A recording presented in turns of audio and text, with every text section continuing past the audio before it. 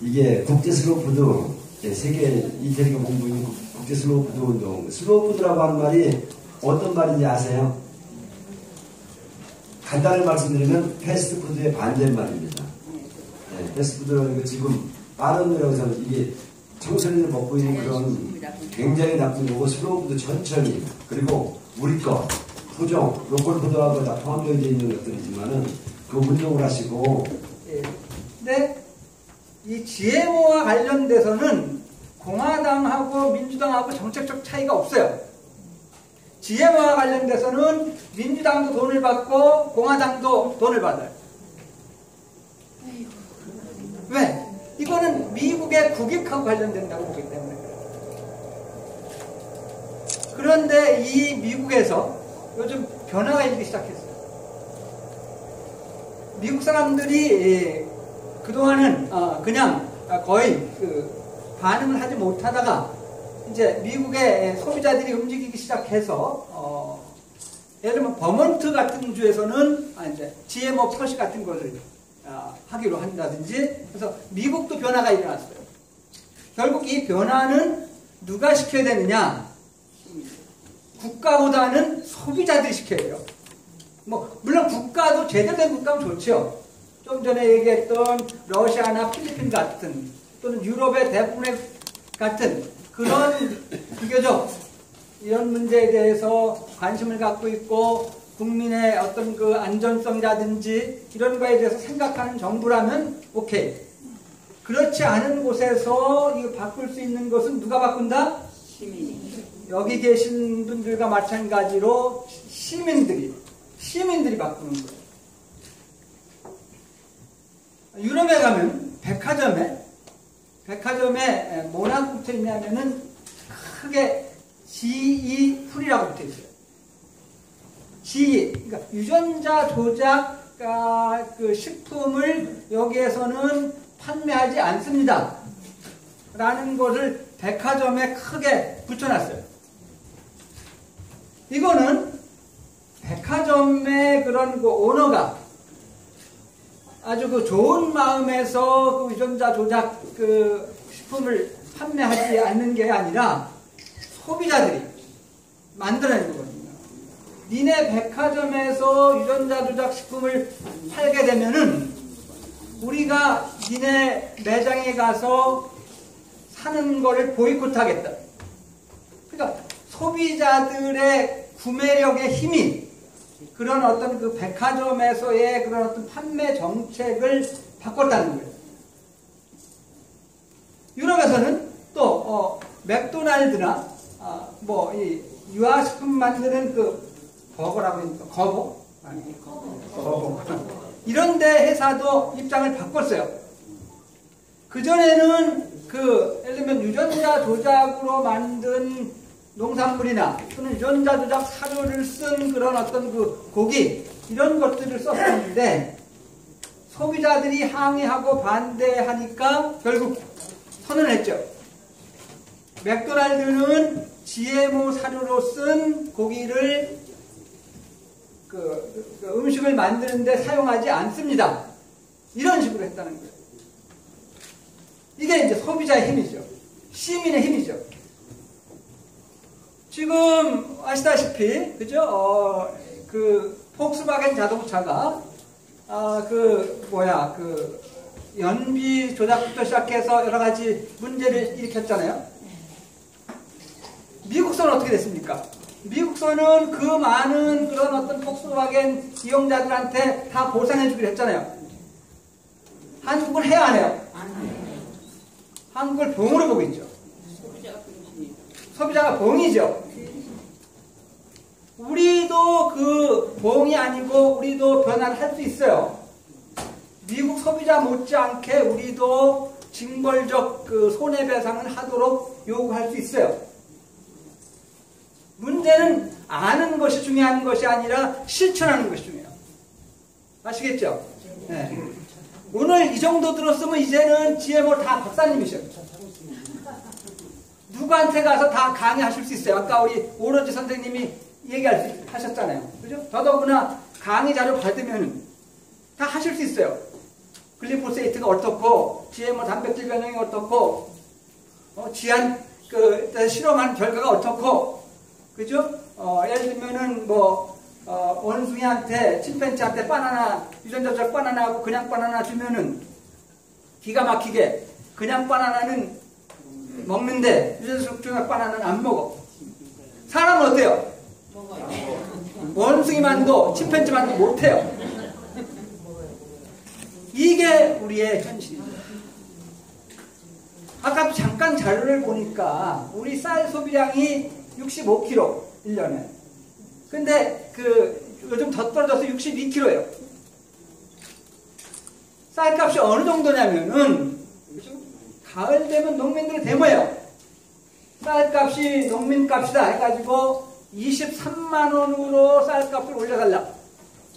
지금 시중 쌀값은 15만 원, 16만 원 정도 돼요. 23만 원으로 해도 23만 원으로 계산해서 62kg를 1년에 먹는다고 치고, 그죠? 나누기 52주로 나누면은 한 주의 쌀값이 3,500원이에요. 일주일 동안 쌀값이 커피 한 잔 값도 안 돼요. 그런데도 우리 쌀을 안 먹고 있어요. 비싸서 안 먹는 게 아니에요. 잘못된 식습관 때문에 먹어요. 우리가 밀 자급률이 1%예요. 대한민국 1%. 콩 자급률이 8%. 옥수수 자급률이 또 1%. 근데 물론 밀은 유전자 조작을 좀 안 한다고 해요. 밀의 문제점은 글리포세이트 문제죠.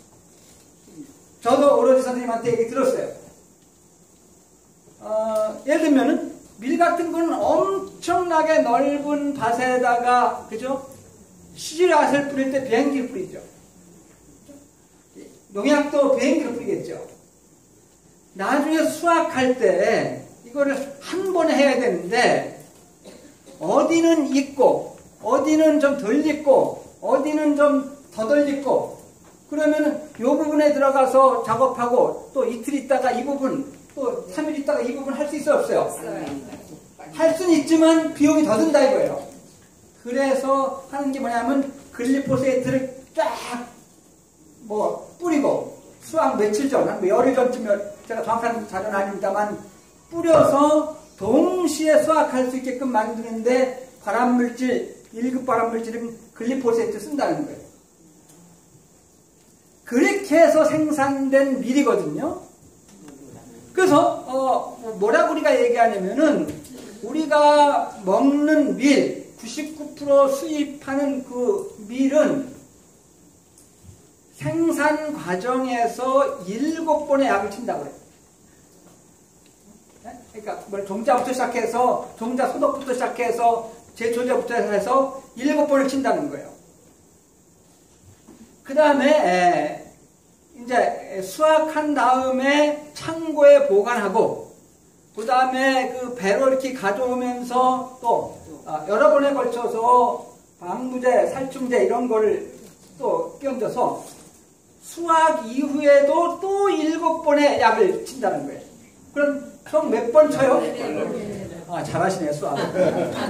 14번의 약을 친 그 밀과 밀가루를 우리가 먹고 있는 거예요. 우리나라에서 가장 예를 들면 관행농으로 농사 짓는 쌀이라고 하더라도 그렇게까지 약 치는 게 없어요. 그렇게 방부제 치는 게 없어요. 어떻게 보면은 안전하고 상대적으로 좋은, 그죠? 쌀이 있는데 그 쌀을 안 먹고 그 문제의 식재료 갖고 만든 패스트푸드, 각종 인스턴트 식품, 라면 이런 것들을 먹고 있는 바보 같은 일을 하고 있어요. 누가? 여기 계신 소비자를 포함해서 저까지. 우리나라가 그죠? 부끄러운 게 많아요. 그죠? 부끄러운 게 많아. 아까 30몇 가지 질병이 세계적으로 앞서가는 건 부끄러운 일이죠. 우리나라가 라면 소비 세계 1등이에요. 아세요? 라면 소비 국민 1인당 1년에 75개 먹어요. 2등이 한 인도네시아쯤 되는데 한 50개 정도 먹어요. 그러니까 우리가 그냥 1등도 아니고 압도적 1등이에요. 근데 그 라면이 어떤 라면이에요? 아무리 브랜드 뭐 좋은 상표 얘기해도 다 그 라면이 그 라면이죠. 수입 밀가루 갖고 만들고 정제음 갖고 만들고 각종 그 첨가물 가지고 만들고, 그죠? 향도 천연향을 쓰는 게 아니라 인공향을 쓰고, 기름을 쓰더라도 정말 듣기에 불편한 그런 기름을 쓰고 있고, 그거를 지금 75개씩 먹고 있어요. 저는 1년에 한두 개 먹을까 말까 해요. 그럼 제 것까지 누가 먹는 사람은 150개 먹고 있는 거예요. 이게 우리의 현실이에요.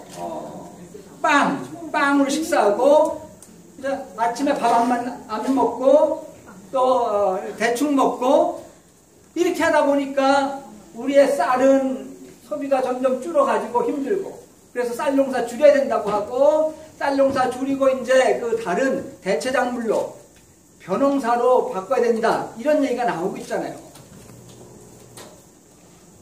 밀이 됐건 옥수수가 됐건 외국에서 수입하는 거는 먹을거리로 보기 힘들 정도로 문제가 많아요.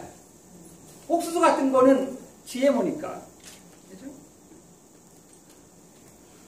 바로 이러한 현실을 우리가 어떻게 바꿀 것인가, 이걸 고민해야 된다는 거예요. 지금 식품회사들은 엄청 커졌어요. 유통회사들도 엄청 커졌어요. 농민들은 엄청 작아졌어요. 그죠? 세계적으로 보면은 그런 현상들이 일어나고 있어요. 미국에서, 그죠? 미국에서 전체 인구 3억 5천만 명 중에서 농사 짓는 사람이 채 300만 명이 안 돼요.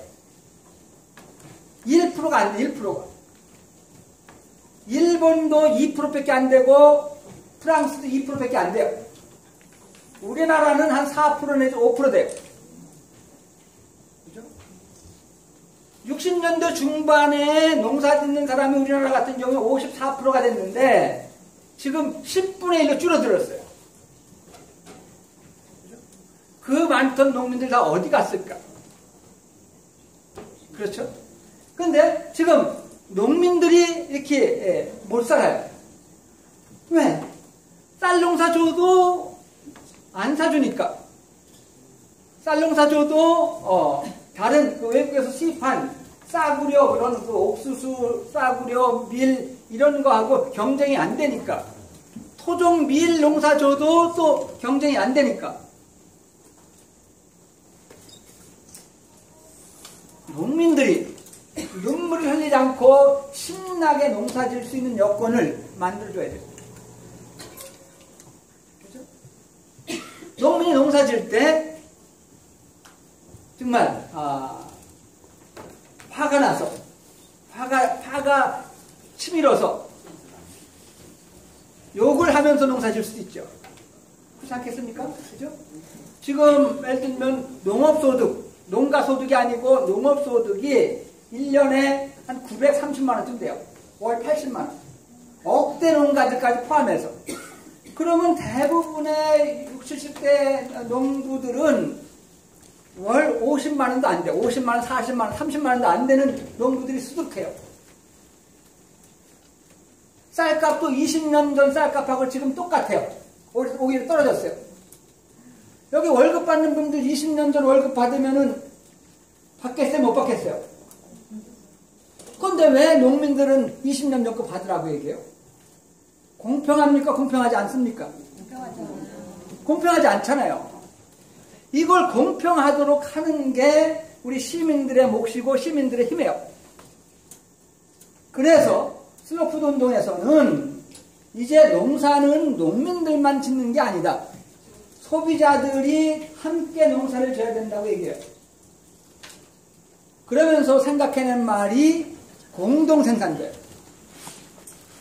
소비자가 그냥 단순한 소비자가 아니라 농민과 또는 생산자와 함께하는 공동 생산자가 될 때 농민들이 신나서 농사 지을 수 있다는 거예요.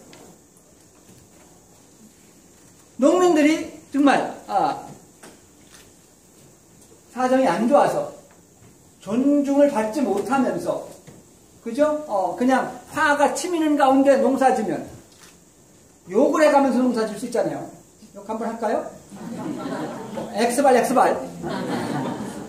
X라고 했어요. 분명히. 하면서 농사 지면은 그 작물에 그 나쁜 기운이 들어간다는 거예요. 그래서 우리가 사회적으로 농부를 제대로 대우하지 않으면은 결국은 나쁜 기운이 들어가 있는 음식을 우리가 먹기 때문에 그 결과는 결국 우리한테도 안 좋다는 거예요. 농민한테만 안 좋은 게 아니라. 반대로 우리가 농민들을 예우해서 농민들을 제대로 받들어서 먹을거리 님이라고 얘기하고 농민 님이라고 얘기하고 하는 식으로 대우를 하면은 농민들이 어떻게 했어요? 신나서 농사 짓겠죠? 그럼 신나는 그 기운이 어디 가겠어요? 먹는 농산물에 쌓일 거고 그걸 우리가 먹잖아요. 어떤 걸 택하시겠습니까? 농민들을 그냥 내버려 두겠습니까? 농민들을 생산자의 공동 생산자로 함께 하시겠습니까? 함께 하시면 박수 한번 주세요.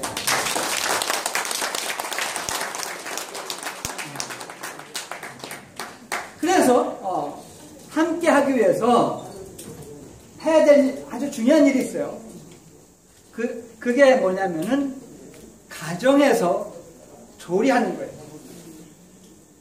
가정에서 조리하는 게 저는 제일 중요하다고 해요.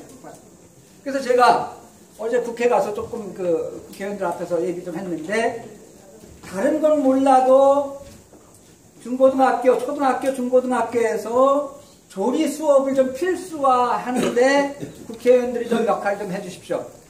이게 농업의 가치를 높일 수 있는 일입니다.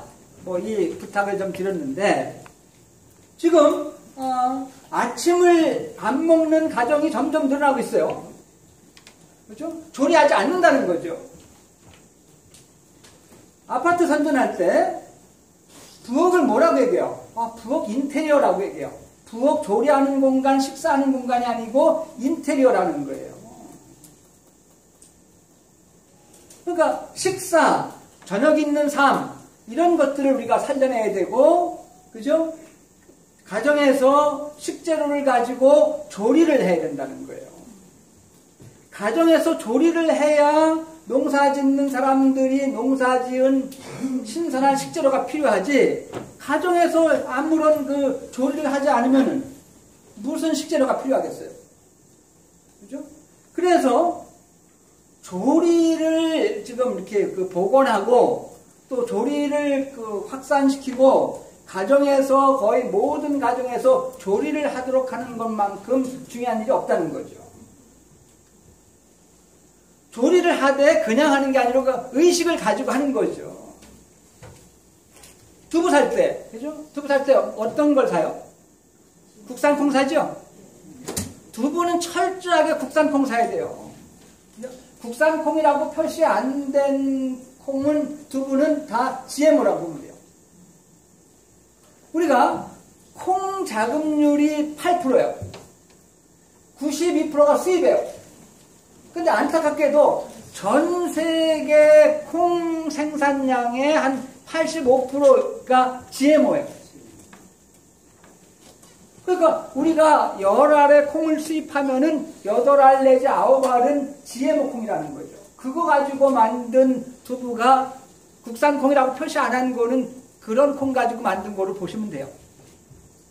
그러니까 집에서 조리를 하되 국산콩, 예를 들면 국산콩으로 만든 두부로, 그죠? 그 다음에 예를 들면은 식용유도 까놀라 같은 거를 쓰면 안 된다는 거죠.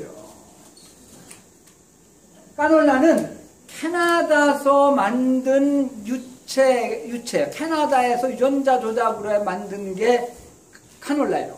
그래서 카가 들어간 거예요. 그러니까 카놀라 유체유는 GMO 유체유라는 거죠. 그러니까 GMO 유체유 쓰지 말아야 될 거 아니에요. 그죠? 그 다음에 예를 들면은 시중에서 엄청나게 많은 된장, 간장 판매하고 있잖아요. 근데 거기에서 전통 간장이라고 얘기하는 게 불과 2.8%밖에 안 된대요. 나머지 90% 넘게는 다 수입콩을 가지고 만든 된장, 간장인데 그 수입콩이 아까 말씀드린 대로 8, 90% 이상이 다 GMO라고 볼 수 있으니까 우리가 가정에서 조리를 하되 어떤 재료로? 국산 재료로. 국산 콩으로 만든 두부, 국산 콩으로 만든 그런 여러 가지 국산 여러 가지 된장, 간장 이런 것들을 집에서 먹어야 되고 또 그것을 배우고 가르쳐야 된다는 거죠. 되게 그렇게 얘기를 많이 해요. 패스트푸드. 아까 우리 그 원창복 우리 선생님께서 슬로푸드는 패스트푸드의 반대다. 아주 친절하게 설명해 주셨는데 조금은 맞고 조금은 틀려요. 슬로푸드는 패스트푸드의 반대이자 농민들을 존중하면서 환경을 지켜가면서 또 지역의 맛을 살려가면서 만든 음식 이게 패스트푸드예요. 슬로푸드. 제가 좋은가 안 좋은가 확인하려고. 하나도 안 보시네요. 그래서, 정말, 지금 문제는, 아까 식품산업은 그런 얘기가 나와요. 식품산업은 자선단체가 아니다. 식품산업은 건강단체가 아니다. 식품산업은 한결같이 첫째도 이윤, 둘째도 이윤, 셋째도 이윤을 추구하는 단체다. 그죠? 그 식품산업이 식품을 만들 때, 가급적이면 세계시장에서 경쟁하기 위해서 싼 식재료 갖고 만들잖아요. 싼 식재료는 아까 설명 많이 들으셨지만, 농약을 많이 칠수록 싸지거든요. 사람이 제초하면 비싸지고 비행기로 제초하면 싸지고 그죠? 글리포세이트 많이 쓰면 싸지고 뭐 이런 거거든요. 그래서 가급적이면 싼 식재료로 맛있게 만드는 간단한 방법 있잖아요. 조미료. 그죠? 그런 조미료 쳐가면서 MSG 쳐가면서 어떤 사람은 그죠? MSG 몸에 해롭지 않다라고 얘기하는데 몰라. 저는 제가 그런 것을 실험할 입장에 있는 사람은 아니기 때문에 난 그런 사람들은 매일같이 MSG를 많이 쳐서 먹는 쳐먹는 게 아니라 쳐서 먹는 MSG는 뭐가 문제냐면요. 맛을 획일화시켜버려요. 조리 잘하는 사람하고 못하는 사람의 차이가 없어져요. 엄마의 음식의 의미가 없어지게 돼요. 맛의 다양성을 없애버려요. 그래서 저는 MSG를 반대해요. 근데 여하튼 가정에서 이제 그런 것들을 쓰지 말고 제대로 된 조리를 좀 하는 그런 소비자들의 그 생각들을 가지고 하는 게 필요하죠. 근데 식품산업들은 좀 전에 잠깐 얘기했지만 싼 식재료와 그 다음에 최근의 공법과 이런 걸 통해서 가급적이면은 싸게 많은 식품들을 공급하고 그걸로 인해서 엄청난 이윤을 얻고 그 다음에 그 이윤 얻은 것 중에 상당 부분을 학자들한테 장학금을 줘요. 연구비를 줘요.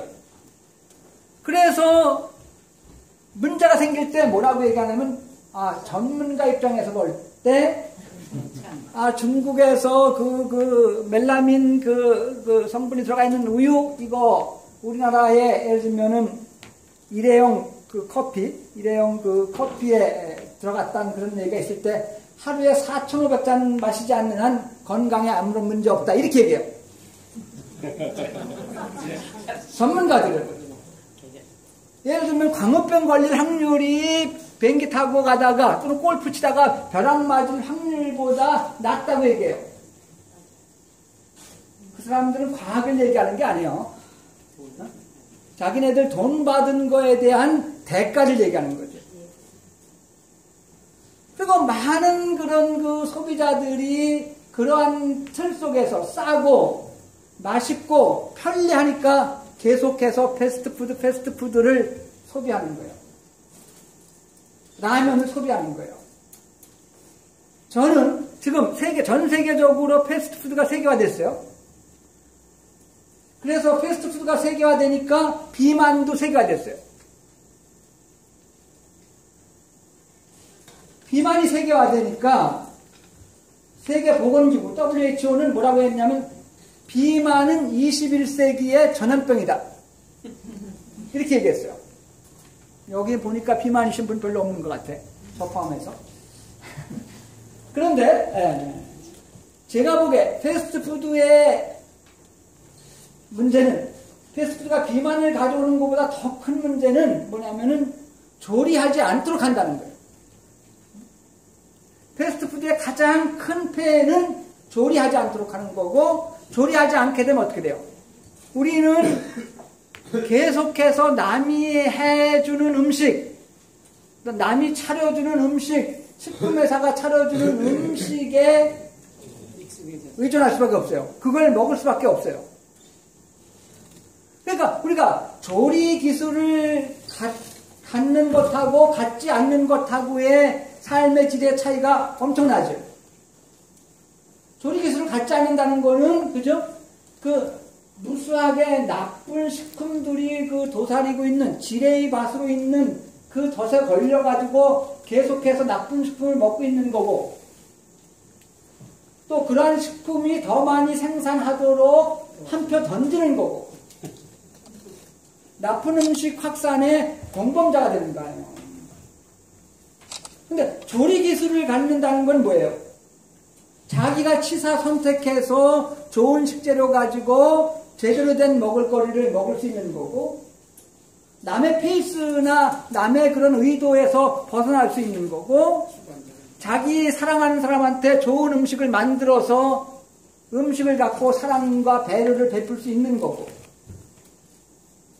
조리 하시겠어요? 안 하시겠어요? 하시겠어요? 안 하시겠어요? 해야죠. 여기는 상당히 솔직하시고 좋네요. 조리 기술이 없으면 야생이라서 못 살아요. 예.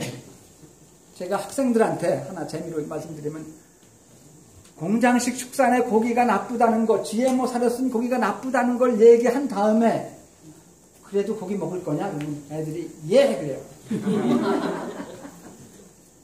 여러분들은 고기 안 먹겠죠? 그런 고기는. 안 먹기 쉽지 않을걸요. 그래서 우리가 조리 기술을 갖고 제대로 된 음식을 먹을 때 하고 그렇지 않을 때 하고 이제 예를 들면은 생명 비용의 차이가 나요. 조리 기술을 가지면은, 그죠? 생명 비용에서 의료비가 차지하는 비중을 많이 줄일 수 있어요. 근데 조리 기술을 갖지 못하면은, 그죠? 예를 들면 물론 생명 비용 중에서 식품비 싼 거 계속 먹으니까 식품비가 차지하는 비중은 20%밖에 안 되지만 나중에 의료비로 80% 대박 맞죠. 조리해서 좋은 식재료 가지고 제대로 만들어 먹으면은 그 음식 비용이 전체 생명 비용 중에서 한 8, 90% 되고 나머지 10%, 20%는 나중에 아팠을 때, 노화가 왔을 때 그 비용을 쓰는 거죠. 그럼 의료비를 많이 쓰는 생명비용을 택하시겠어요? 의료비를 적게 쓰는 생명비용을 택하시겠어요? 그러려면은 우리 농산물 된 뭐 조리하셔요. 내가 해먹지. 네? 정말요. 하여튼 자녀들한테도 조리 가르치시고 그다음 주변에도 조리하자고 얘기하고 조리하기 위해서 제대로 된 식재료 찾아서 좀 움직이시기도 하고 텃밭도 좀 짓기도 하고 그럴 필요가 있다는 거죠. 한 가지 또 더 부탁드리고 싶은 거는 이제 세상을 바꿀 때 혼자 안 바뀌어요. 혼자 바꿀 수가 없어요. 조직적으로 그 세상을 변화시켜요. 조직을 가져요. 조직을. 운동을 통해서 조직을 만들고 조직을 통해서 으쌰으쌰하고 그 힘을 보이고 국가에 할 얘기는 하고 이래야 변한다는 거죠. 아까 제가 미국의 공화당, 민주당 얘기했죠. 공화당이나 민주당의 그런 행태는 결국 미국 국민들이 만든 거예요. 국민들이 감시하고 끊임없이 문제 제기하고 표를 안 주고 소리를 내고 이러면은 그렇게 안 하겠죠. 그래서 우리가 변화를 만들어야 돼요. 지금 시스템을 바꿔야 돼요.